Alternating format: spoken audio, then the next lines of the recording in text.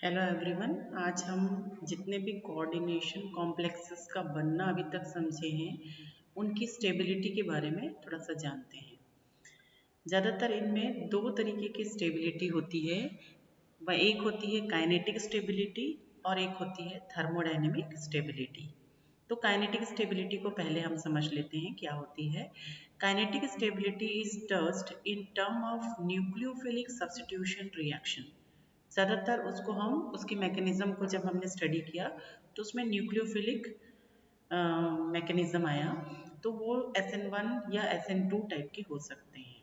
तो जो लीगेंड्स होते हैं वो लीगेंड जैसे हमने पहले पढ़ा स्ट्रॉन्ग और वीक फील्ड तो लीगेंड होते ही होते हैं। उसके अलावा भी उनके एक टाइप होते हैं that is a labile and inert ligand. यदि लीगेंड मेरा लेबाइल नेचर का है तो वो काइनेटिकली अनस्टेबल कहलाएगा। यदि लीगेंड इनर्ट नेचर का है तो काइनेटिकली स्टेबल कहलाएगा। अब ये स्टेबिलिटी या लेबाइलिटी को हम कैसे मेजर करेंगे तो उसके लिए कुछ थ्योरीज दी गई हैं। एक थ्योरी दिया हुआ है, ताओबे एक साइंटिस्ट था, उनके नाम पर दिया गया ताओबे's थ्योरी। वो एक उसने एक डेफिनेशन क्या दिया कि at 1 molar concentration and 25 degree temperature of complex undergo reaction it is known as labile. कोई मेरे पास कॉम्प्लेक्स है, उस कॉम्प्लेक्स का जो लीगेंड है वो यदि 1 मोलर कंसंट्रेशन में और 25 डिग्री टेम्परेचर पर किसी दूसरे मेटल के साथ रिएक्शन बन ले रहा है या फिर वापस से कॉम्प्लेक्स का फॉर्मेशन कर ले रहा है तो ऐसा लीगेंड लेबाइल नेचर का होगा। दूसरी एक थ्योरी दी गई वैलेंस बॉन्ड थ्योरी। ये वैलेंस बॉन्ड थ्योरी फॉर लेबैलिटी है। उससे पहले जो हमने वैलेंस बॉन्ड थ्योरी पढ़ी थी वो कोऑर्डिनेट कॉम्प्लेक्सेस के फॉर्मेशन के लिए थी। Square planar complex is more labile than octa and tetra, ये उसने बताया। लेबैलिटी का सीक्वेंस भी है, एक है कि यदि स्क्वायर प्लेनर कॉम्प्लेक्स है तो सबसे ज़्यादा लेबाइल नेचर का होगा, टेट्राहेड्रल है तो थोड़ा कम होगा, ऑक्टा है तो और ज़्यादा कम होगा।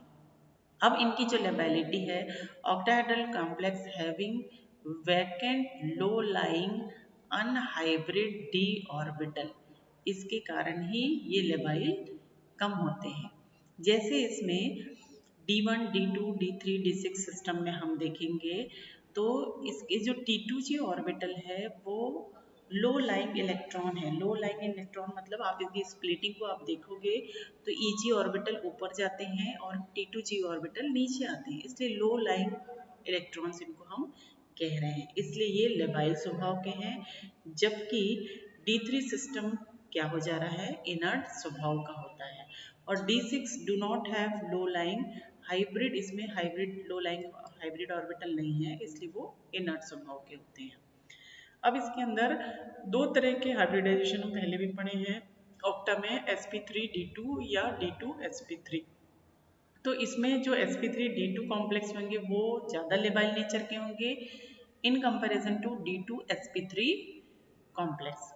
अब इसमें दो तरीके का मैकेनिज्म भी हो सकता है, जैसे कोऑर्डिनेशन नंबर 6 होता है ज़्यादातर ऑक्टाहेड्रल कॉम्प्लेक्सेस में, तो कोऑर्डिनेशन नंबर 6 है, या फिर हो सकता है इसमें एक इंटरमीडिएट कॉम्प्लेक्स का फॉर्मेशन हो जो कि कोऑर्डिनेशन नंबर 5 वाला हो, और उसके बाद कोई एक कॉम्प्लेक्स का फॉर्मेशन हो, या फिर ये भी हो सकता है कि एक कॉम्प्लेक्स मेरा बन रहा है ML6 टाइप का कॉम्प्लेक्स उसमें, और वो डायरेक्ट ही दूसरे किसी कॉम्प्लेक्स में चेंज हो जा रहा है। देखो इसमें एक लिगेंड निकल गया है, ML6 अलग है, Y अलग है, ये कोऑर्डिनेशन नंबर 7 हो जा रहा है।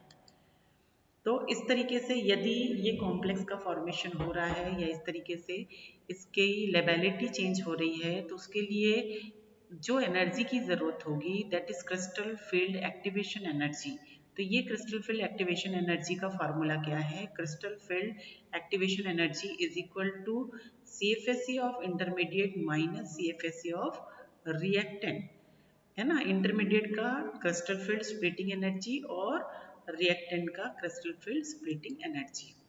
तो ये कुछ उसके वैल्यूज दिए हुए हैं ऑक्टाहेड्रल कॉम्प्लेक्स के लिए, उसकी इनर्टनेस की वैल्यूज हैं, इनको आपको थोड़ा सा ध्यान रख सकते हैं आप। तो इसके क्वेश्चन सॉल्व हो जाएंगे।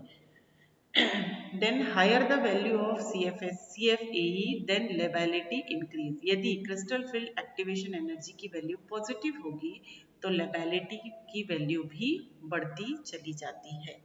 जैसे इसमें एक सीरीज दिया हुआ है, cobalt, chromium, manganese, iron, titanium और वेनेडियम।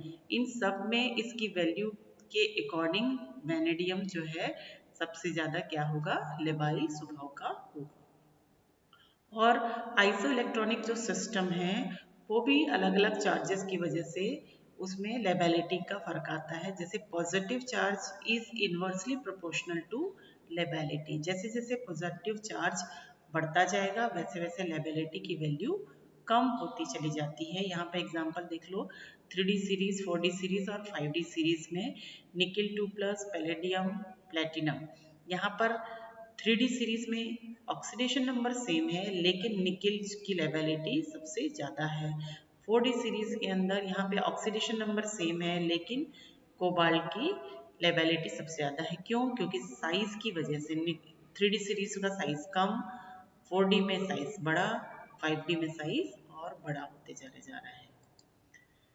अब कुछ कुछ क्वेश्चंस लेबेलिटी और इनर्टनेस को मेजर करने के लिए भी आते हैं। ये क्वेश्चंस मैंने इसमें डाला हुआ है तो आप इसको थोड़ा सा देख लेंगे कि D4 सिस्टम है, लो स्पिन है, इनर्ट कॉम्प्लेक्स बनाएगा।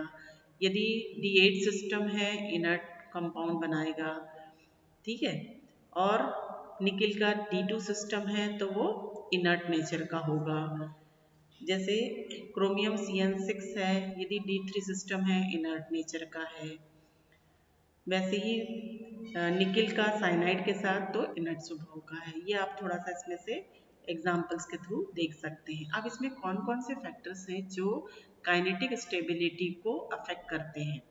तो inertness is inversely proportional to lability, हम पहले ही भी पढ़ चुके हैं। तो पहला है charge, charge is proportional to inertness. जैसे जैसे चार्ज बढ़ेगा इनर्टनेस की वैल्यू भी बढ़ती जाएगी। एग्जाम्पल में आप देख लीजिए, +3, +4, +5। चार्ज बढ़ रहा है तो इनर्टनेस बढ़ता चला जा रहा है। वैसे ही दूसरा फैक्टर क्या है कि size of the central metal is inversely proportional to inertness. जैसे जैसे साइज जो है बढ़ता चला जाता है वैसे वैसे इनर्टनेस की वैल्यू भी फर्क आती है। यहाँ पे एग्जांपल मैंने दिया हुआ है आपको, मैग्नीशियम, कैल्शियम और ये कोबाल्ट है, ठीक है, फॉर मेन ग्रुप एलिमेंट्स। वैसे ही आयनिक पोटेंशियल या फाई क्या होता है, charge divided by radii ratio. वो किसके प्रोपोर्शनल होता है, इनर्टनेस के प्रोपोर्शनल होता है। ये जो तीन फैक्टर्स हैं वो सब मेन ग्रुप एलिमेंट्स के लिए एप्लीकेबल हैं। Main group elements complex are always more labile than transition metal complex, ये आप ध्यान रखिएगा। अब इसमें जो न्यूक्लियोफिलिक सब्स्टिट्यूशन रिएक्शन की हम बात कर रहे थे वो तीन तरीके की हो सकती है। Either it is dissociative reaction, associative reaction या इंटरचेंज रिएक्शन। डिसोसिएटिव रिएक्शन में SN1 मैकेनिज्म फॉर्म हो रहा है। एसोसिएटिव रिएक्शंस में मैकेनिज्म में SN2 रिएक्शंस फॉर्म हो रहा है। इंटरमीडिएट में पहले रिएक्शन के बीच में इंटरमीडिएट का फॉर्मेशन होगा, वो टेट्राहेड्रल या इंटरचेंज रिएक्शन, डिसोसिएटिव IA-ID बोलते हैं उसको, इंटरचेंज डिसोसिएटिव रिएक्शंस वो हो सकती हैं। देन SN1 रिएक्शन का एक एग्जांपल मैंने यहाँ पे दिया हुआ है। ऑक्टाहेड्रल कॉम्प्लेक्स में वाटर एक्सचेंज रिएक्शन भी है, एनेशियन रिएक्शन है, चाहे तो वो एक्वेटिक हाइड्रोलिसिस रिएक्शन है। वाटर एक्सचेंज रिएक्शन मतलब सिंपल है, वाटर मॉलिक्यूल का एक्सचेंज होगा। यहाँ पे देखो MH2O6 है, H2O है इसमें, उसके बाद चाहे तो इसमें एक और H2O क्या हो जा रहा है, इसमें जुड़ जा रहा है। ये इसका मैकेनिज्म है। तो मेजरली क्या रोल होता है इसमें, role of water exchange reaction depends upon charge and radii of metal. जो हम फैक्टर्स अफेक्टिंग पढ़े हैं उसी का है ये कि चार्ज और रेडियाई पर ही ये डिपेंड होता है। देखो इसमें R is proportional to K is proportional to radii upon charge. इसमें दो तीन केसेस हैं। केस 1 क्या बोल रहा है, यदि K is equal to 10⁸ S-1 highest rate है तो जितने भी एल्केलाई मेटल्स हैं और जितने भी एल्केलाइन अर्थ मेटल्स हैं वो सब इस कैटेगरी के अंदर आते हैं, लिथियम, सोडियम, पोटेशियम, ये सारे, है ना। दूसरा आपका क्या आता है, ग्रुप 12, और ये सब भी जो मैंने एग्जांपल दिए ये सब भी इसी क्लास के अंदर आएंगे। दूसरा क्लास भी होता है यदि के की वैल्यू ये आप हमारी आ रही है 10⁴ to 8 आती है, तो वो डाई पॉजिटिव मेटल्स, ये सारे मेटल्स टाइटेनियम, मैग्नीशियम, लैंथेनाइड्स, ये इस कैटेगरी के अंदर आते हैं। वैसे ही केस 3 यदि है, यदि के की वैल्यू 10⁻² सेकेंड इनवर्स है, तो जितने मेटल्स हैं और 3D सीरीज के मेटल्स हैं वो सारे इसके अंदर आ जाएंगे। वैसे ही एक और क्लास इसमें है क्लास 4 भी, यदि 10⁻+4 भी इसकी वैल्यू है, के की वैल्यू है, तो कौन आते हैं इसके अंदर, all inert hexa group complexes. ये आपको थोड़ा सा ध्यान रखना पड़ेगा कि कौन कौन से एग्जाम्पल किस किस केसेस के अंदर आ रहे हैं। 4D 5D सीरीज के मेंबर्स भी इसी के अंदर आते हैं। एनेशन रिएक्शन भी एक रिएक्शन है, यदि कोई बाहर का आउटर लिगेंड है कॉम्प्लेक्स के एक्वा कॉम्प्लेक्स को यदि रिप्लेस कर देता है और सब्स्टिट्यूशन हो जाता है, तो ऐसा रिएक्शन एनेशन रिएक्शन कहलाता है। ये भी इसी के मैकेनिज्म को, SN1 के मैकेनिज्म को क्या करता है, शो करता है। देन हाइड्रोलिसिस रिएक्शन भी हो सकता है एसिडिक मीडियम में और बेसिक मीडियम में। एसिडिक में होगा तो केवल SN टाइप 1 टाइप होगा, और बेसिक में होगा तो 1 और 2 दोनों टाइप का मैकेनिज्म हो सकता है। वैसे ही एसिडिक हाइड्रोलिसिस रिएक्शन भी हो सकता है Ml5X + H2, है ना। हाइड्रोलिसिस रिएक्शन एसिडिक मीडियम में यदि हो रहा है तो तब भी ये रिएक्शन का मैकेनिज्म, इसमें दो तरीके के इंटरमीडिएट कॉम्प्लेक्सेस बनेंगे, ट्राइगोनल और स्क्वायर प्लेनर, कोऑर्डिनेशन नंबर 5 के अंदर। ठीक है, फिर फैक्टर्स अफेक्टिंग भी इसका इसमें दिया हुआ है। ये वैसे कंपलसरी नहीं है, पर आप चाहो तो इसको आप कंटिन्यू कर लो इस स्टेबिलिटी के अंदर, है ना। बेसिसिटी ऑफ इनर्ट लिगेंड, जो इनर्ट लिगेंड है उनकी बेसिसिटी क्या है, तो ये तो आपको पहले भी बता दिया है कि एक ही कॉम्प्लेक्स है, एक ही कॉम्प्लेक्स के अंदर इनर्ट लिगेंड भी है और एक्टिव लिगेंड भी है। L5 जो दिख रहा है आपका इनर्ट लिगेंड के दिख रहा है, और दूसरा X जो है क्या दिख रहा है, एक्टिव लिगेंड। तो ऑब्वियसली जो एक्टिव लिगेंड है वही लेवलिटी में पार्टिसिपेट करेगा। तो बेसिसिटी क्या है, means Lewis basicity. If ligand is more basic than metal, metal से ज़्यादा बेसिक है, then bond is strong, then metal और ligand bond is role is high. भाई ऑब्वियसली ज़्यादा स्ट्रांगली बॉन्ड है तो उसको हमको एलिमिनेट करने में दिक्कत होगी, तो ऐसे केस में basicity of inert ligand is proportional to rate of reaction. फिर लीविंग ग्रुप, उसमें उसको लीव करने वाला जो ग्रुप है वो कैसा है, basicity of leaving group is proportional to, is inversely proportional to rate of reaction. Reaction के रेट पर ही उस रेट उसके बेसिसिटी पर डिपेंड करता है। फिर कीलेशन, कीलेशन हम कोऑर्डिनेशन केमिस्ट्री के अंदर पढ़ चुके हैं। कीलेट कंपाउंड्स, यदि कीलेट कंपाउंड है ऑब्वियसली वो जल्दी लिगेंड को मेटल से अलग होने नहीं देंगे, तो रेट ऑफ रिएक्शन क्या हो जाएगी, कम हो जाएगी।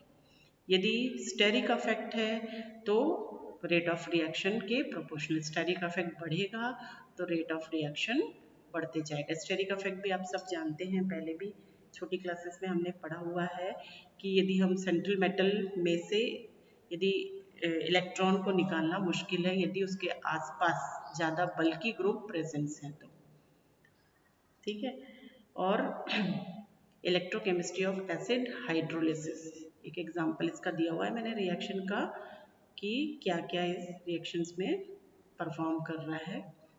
इसको ये दोनों आपको बहुत ज़रूरी नहीं आएगा, इसके पहले तक का आप जितना भी स्लाइड्स है वो ज़्यादा आपके लिए इम्पॉर्टेंट है। ये स्लाइड्स मैंने आपको एडिशनल डाला हुआ है, यहाँ तक की स्लाइड आपके लिए बहुत इम्पॉर्टेंट है यदि आप थर्मोडायनेमिक और काइनेटिक स्टेबिलिटी को एक्सप्लेन करना चाह रहे हैं तो। ठीक है, थैंक यू।